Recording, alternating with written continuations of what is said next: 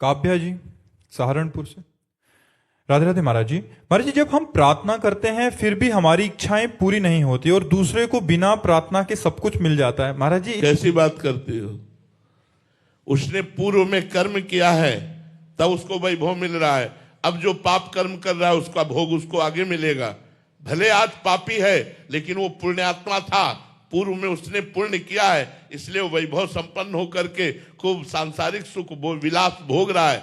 आज हम बड़े धर्मात्मा हैं लेकिन पूर्व में हमारा पाप था, वो आज हम भोग रहे हैं। आज जो हम धर्म कर रहे हैं ये आगे हमें सुख देगा, आज जो पाप कर रहा है आगे उसे दुख मिलेगा। यहाँ प्रार्थना हृदय से नहीं हम कर पाते। हृदय से अगर प्रार्थना करें तो तत्काल उत्तर हो जाए, तत्काल उत्तर। प्रार्थना हम वासनाओं की पूर्ति के लिए ना करें, प्रार्थना हम वासना की निवृत्ति के लिए करें। कितनी वासनाओं की पूर्ति चाहेंगे, क्या क्या चाहेंगे? एक बात से मानता है क्या? अभी कहता है ये भोग ले तो ठीक है, वो मिल गया तो कहता है वो भोग ले। कितना भोगोगे?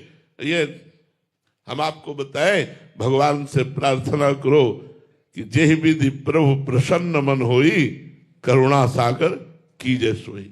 प्रभु जिस तरह से आप हम पर प्रसन्न हो वैसे ही आप मुझे रखिए। यदि मुझे इस तरह रखने में आप राजी हैं तो मैं राजी हूं, बस कृपा करके आप मुझे सहन शक्ति दीजिए और अपना स्मरण दीजिए।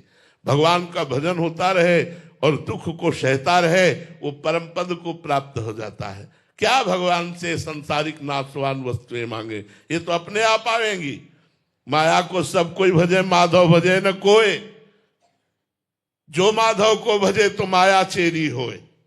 भज के तो देखो भगवान को, क्या क्या कमी होती? भजन करने वालों को क्या कमी रहती? कोई चाह नहीं रहती, फिर भी मारा घूमता है वैभव। इसलिए अभी हम आपको अंदर की बात बता दें, रहस्य की बात बता दें, बहुत ध्यान से सुनना। भगवान के मंदिर में जाके मांगना या अपने घर में भगवान से मांगना, दो बातें होंगी तो पूर्ण हो जाएगा, नहीं पूर्ण होगा। पहली बात, आपका भगवान से संबंध क्या है? आपने उस संबंध को माना कि नहीं माना, जाना कि नहीं जाना? अगर नहीं जाना तो नहीं पूर्ण होगी। दूसरी बात, आपका अनुष्ठान क्या है, आपका भजन क्या है, आपका साधन क्या है? साधना नहीं, संबंध नहीं, तो भगवान से इससे मांगो तो बिल्कुल नहीं सुनेंगे। भाव युक्त पुकार ही भगवान सुनते हैं। भाव बिन सुनी पुकारे मैं कभी सुनता नहीं। भाव पूरित टेर ही करती मुझे लाचार है। भाव का भूखा हूं मैं और भाव ही एक सार है। अगर भाव नहीं है, हे भगवान हमारा काम कर दो, तुम्हारे नौकर है भगवान, तुम्हारे कर्जदार है भगवान, तुमने जो कर्म किया उसको भोग।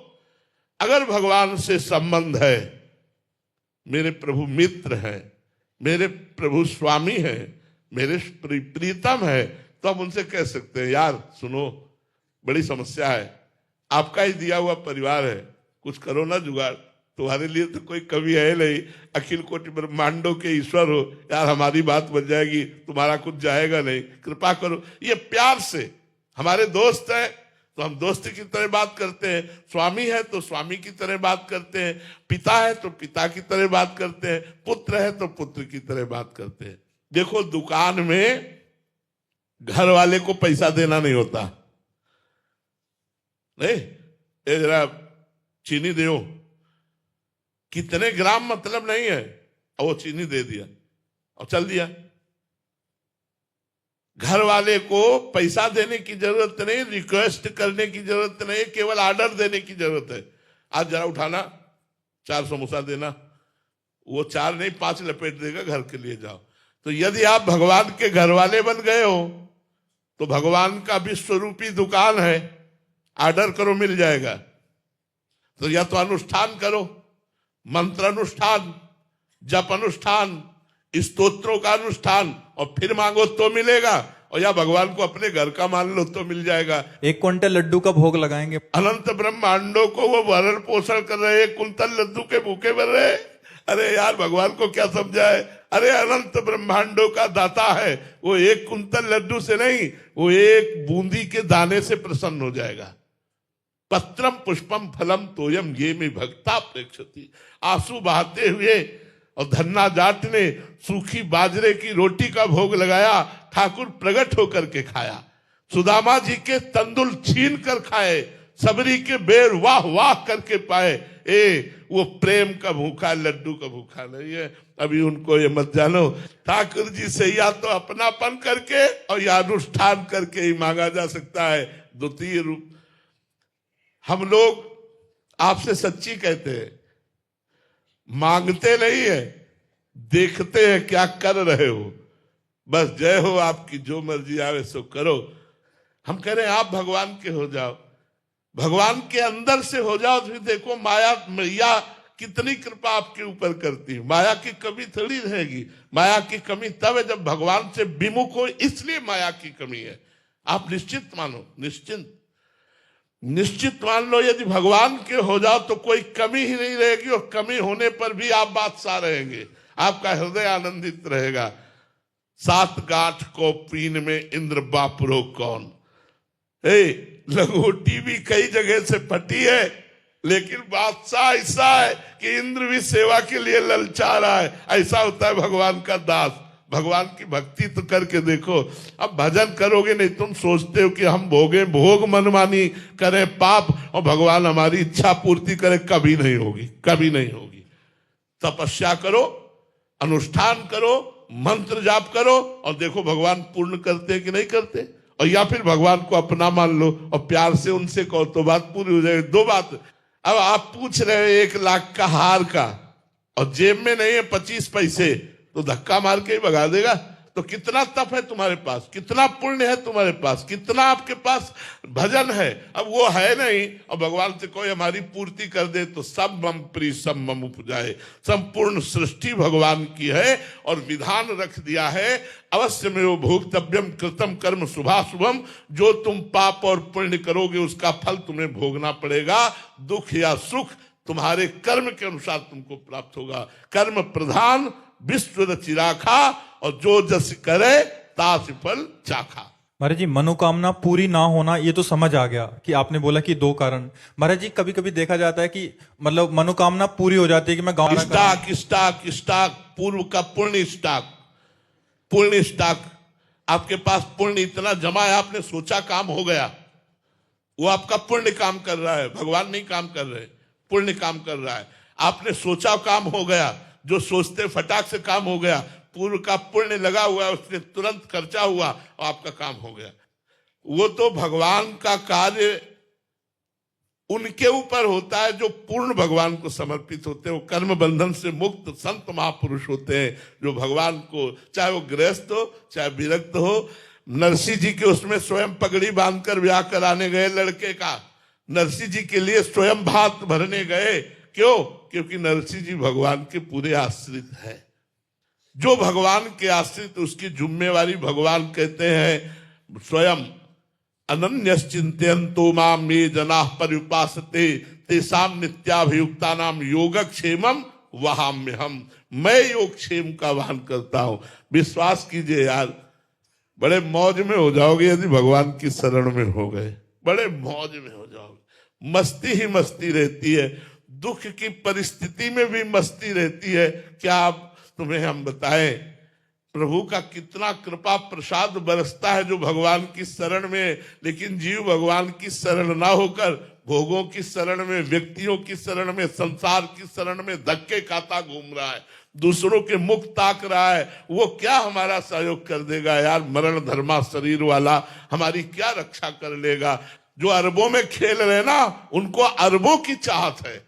जो खरबों में खेल रहे हैं उन्हें खरबों की चाहत है। जो लाखों में गए वो लाखों की चाहत है। गरीब आदमी 100-500 की चाहत है। तो सबसे बड़ा भिखारी कौन? जिसकी सबसे बड़ी चाह।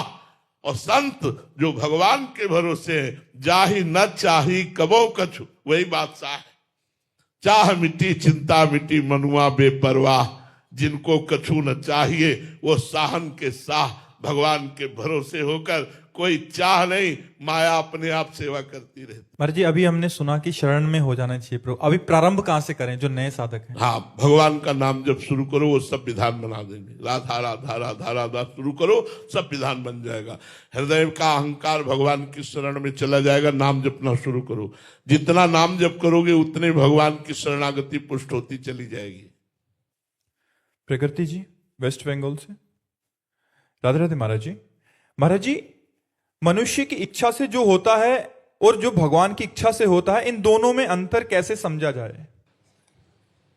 भगवान की इच्छा से सृष्टि का सृजन और सृष्टि का पालन और सृष्टि का संहार, ये उनकी इच्छा से होता है।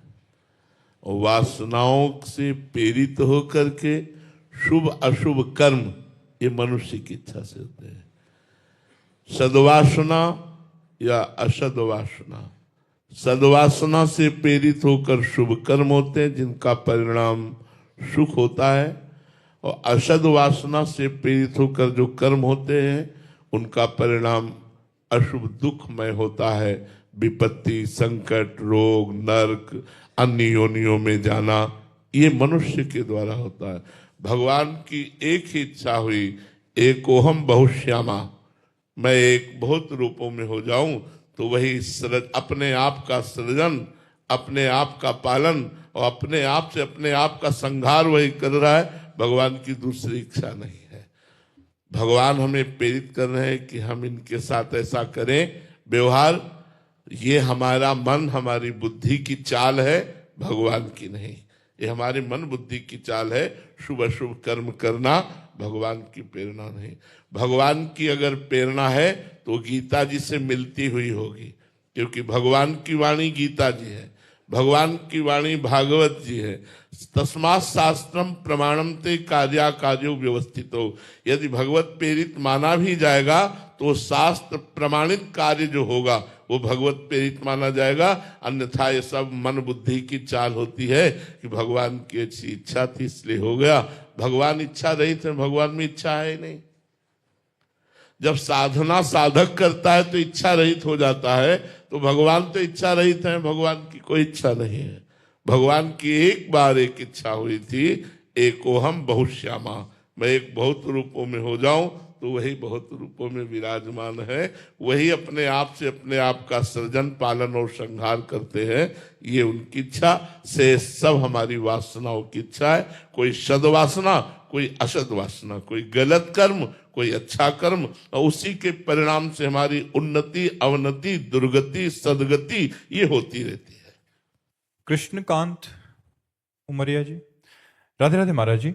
महाराज जी शास्त्रों का अध्ययन करना, जैसे रामायण, गीता या संतों की वाणी सुनना, सत्संग आदि, ये सब निरंतर भजन के अंतर्गत आता है या सिर्फ और सिर्फ नाम जप करना ही निरंतर भजन कहलाता है?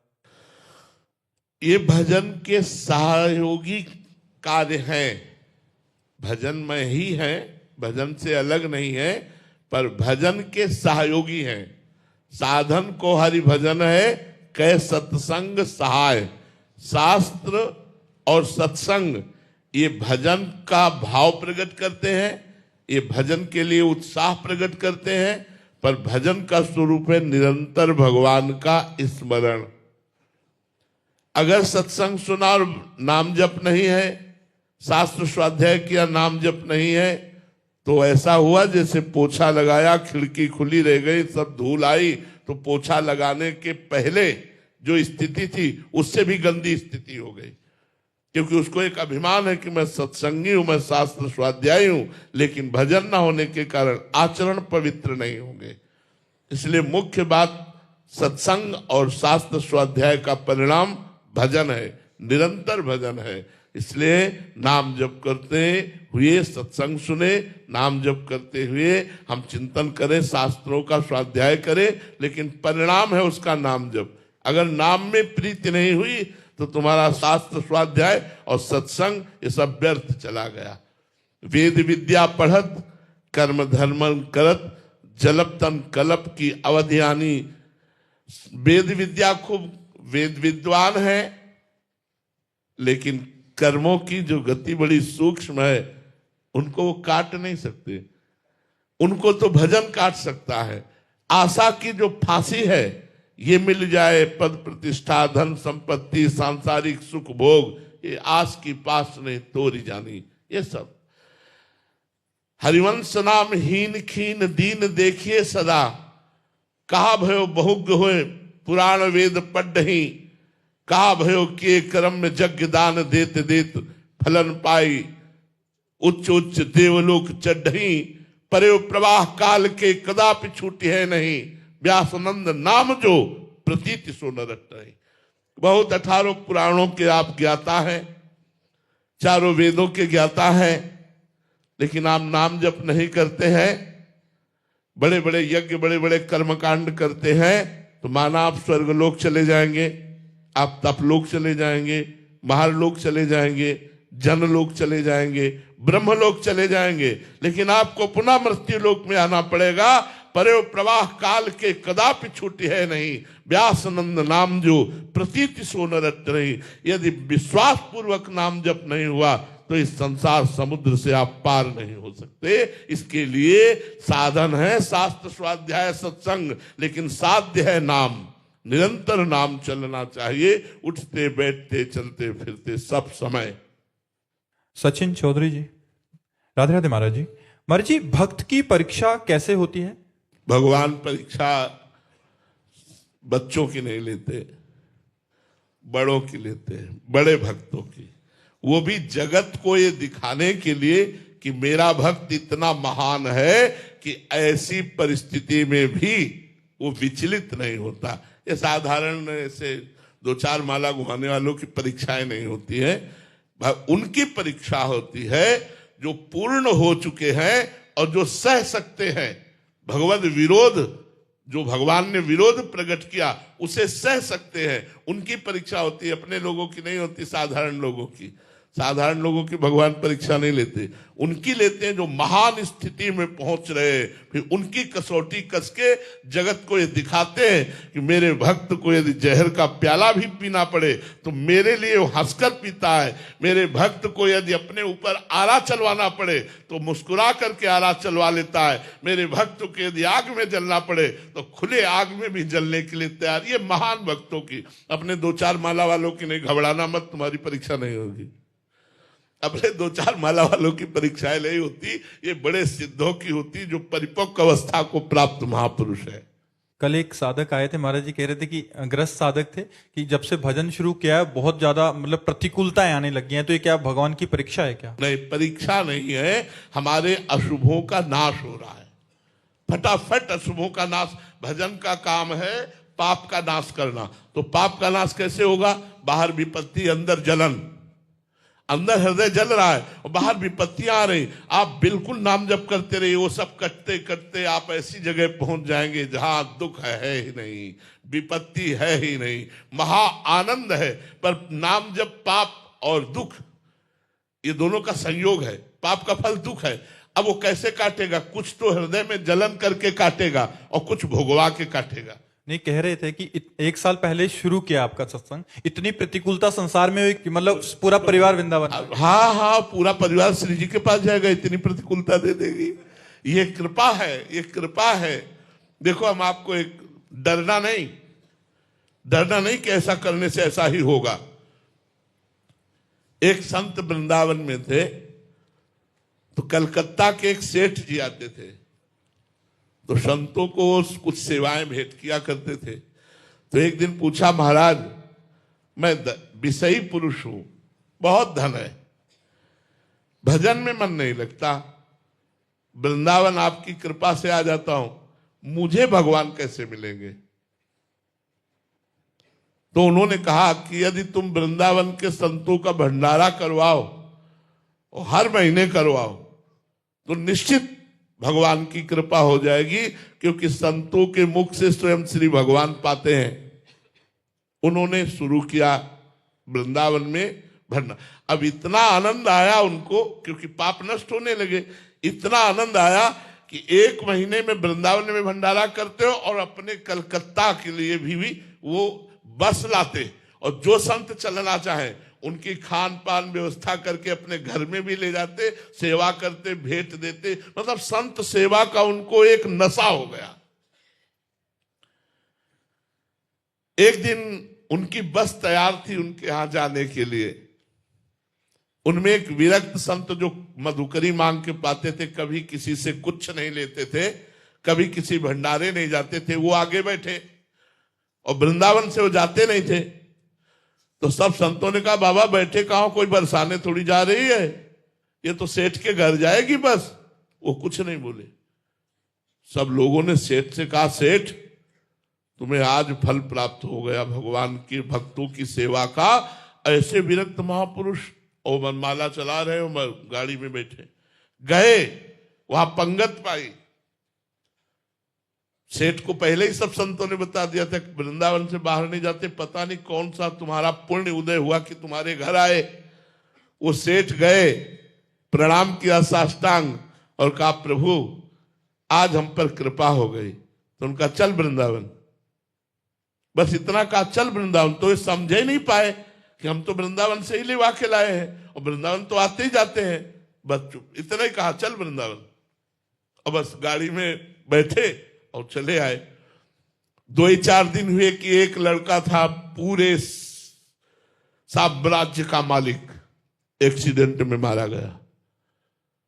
जो ही लड़का मारा गया, घोर दुख कि अब ये सब वैभव किसके लिए। तब उन्होंने मन में विचार किया कि भगवान, हम तो सुना था कि आप संतों की सेवा से प्रसन्न होकर के सारे दुख मिटा करके हमें भगवत प्राप्ति कराओगे, और संतों की सेवा सुना था इतने विरक्त संत आ रहे, ये सुख दिया आपने। उन्होंने सब संपत्ति को जो चैरिटेबल हैं उनमें बांट दिया। और अब कहा कि अब जीवन किस काम का। पति और पत्नी वृंदावन आ गए और बास करके नाम जप करने लगे। फिर एक दिन संत मिले, बोले आ गया वृंदावन।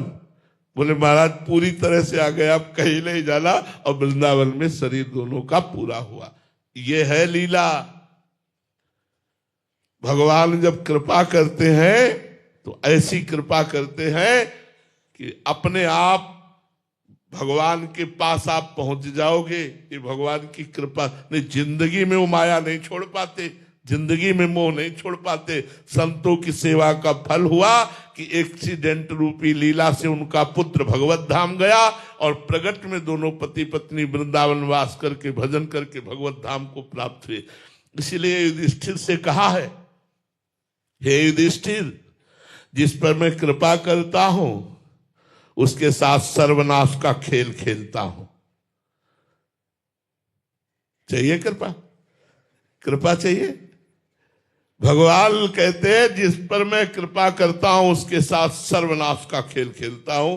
और आप देख लीजिए जिन जिन महान भक्तों के साथ, तो माया वैसे ही नष्ट होगी। हमें चिंता नहीं करनी, हमें और भक्ति भाव बढ़ाना है जिससे हम भगवान के समीप पहुंचे। पर आप निश्चित समझ लो, प्रतिकूलता, दुख, अपमान, निंदा, तिरस्कार, ये वो चीज है जो भगवान से मिलाती है। ये वो चीज है जो भगवान से मिलाती है। जब हर जगह ठोकर खा लेता है जीव, तब भगवान के दरबार की तरफ बढ़ता है। जब कोई प्यार करने वाला नहीं रहता तो हृदय तड़प कर जगदीश्वर से प्यार करने लगता है। नहीं, ये माया ऐसी है ना कि भगवान को छोड़ दिया, माया नहीं छोड़ सकते, माया नहीं छोड़ सकते। भगवान ही कृपा करके माया मुक्त करते हैं। इसलिए भगवान की शरण में रहो। दुख, विपत्ति, अपमान, चिंता, शोक, भय, इनसे डरो मत। भगवान से प्यार किया है, कोई संसार से प्यार किया है। और ये सब नाशवान वस्तुएं ही नष्ट होगी, अविनाशी का कभी नाश हो ही नहीं सकता। स्वयं भगवान भी चाहे तो अविनाशी का नाश नहीं हो सकता। और आप एक बात हमारी गांठ बांध ले, सूर्य भगवान चाहे भी तो अंधेरा नहीं दिखा सकते, क्योंकि जब वो प्रकट होंगे तो अंधकार नहीं रहेगा। ऐसे भगवान का नाम मंगल भवन है, वो चाहे भी तो तुम्हारा मंगल नहीं कर सकते, मंगल ही होगा। केवल भजन करते रहो, देखना तुम्हारा सर्व मंगल होगा। बलविंदर जी गुजरात से, राधे राधे महाराज जी। महाराज जी, आपसे जो भी कोई सवाल पूछता है, आप इतनी तेजी से सवाल कैसे देते हैं महाराज जी? ऐसी क्षमता आप में कैसे आई कि इतना जल्दी जल्दी? हम भी सुनते हैं, आप भी सुनते हैं, बोलने वाला बोल जाता है, हम क्या करें। बोलने वाला बोल जाता है, हम क्या करें, तुम्हें कैसे बतावे कि कौन बोलता है। जो एक प्रश्न करते हैं उसमें पकड़ लेता है और वो बोल देता है। हमारे में सामर्थ्य नहीं है, हमारी सामर्थ्य नहीं है। सर्वलोक भूतों के स्वामी, ये पंचभूत है ना, पंचभूत है, इन्हें भूत कहा जाता है कि नहीं, पंचभूतों से। तो इन भूतों के स्वामी जो है वो इस घर को अपना मकान बना लिए हैं और इस घर में वो रहते हैं। तो आप प्रश्न करते हो, घर वाले उत्तर देते हैं, हम भी सुनते रहते हैं। अब समझ पाओ तो समझ पाओ, निरादे से आप जी। प्रवीणा कुमारी जी बिहार से। महाराज जी, नाम भगवान मानस पटल पर हमेशा दर्शन देते रहें, स्थायी रूप में रहें, ऐसा कैसे संभव हो सकता है कि खुली आंखें हों, बंद आंखें हों, उनका झलक हटे ना? नाम श्वास दो बिलग चलत है, इनको भेद नमो को भावे।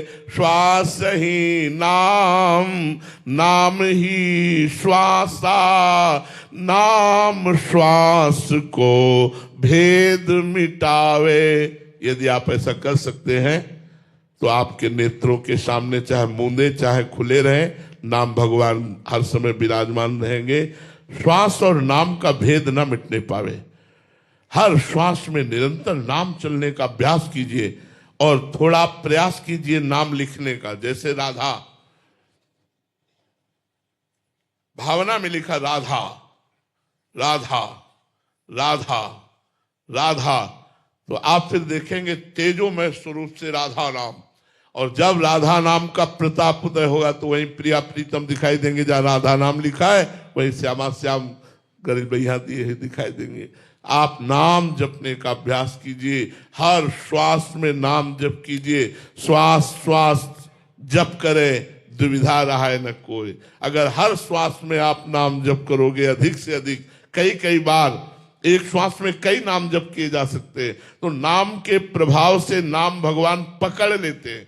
पहले भजन करना पड़ता है, फिर भजन पकड़ लेता है। जब भजन पकड़ लेता है तो स्वयं होता है, जब स्वयं होता है तो वो नाम छाया रहता है। वो बताना नहीं चाहे। जब हम नाम का अभ्यास कर रहे थे तो कुछ समय तो हमारे दिमाग में नाम ऐसे चला, राउंड राउंड राउंड, एकदम मतलब जैसे होटलों में लिखा नहीं, वो आता रहता है और मिटता रहता है, ऐसे हमारे दिमाग में चला नाम दिव्य रूप से, ऐसे बार बार बार बार बार बार। ये हम सैनपुर में गंगा किनारे थे तब की बात बता रहे हैं, कब बहुत वर्ष पहले की बात। नाम का अभ्यास जब करे तो नाम को ही देखे, नाम को ही सुने और नाम ही उच्चारण करे।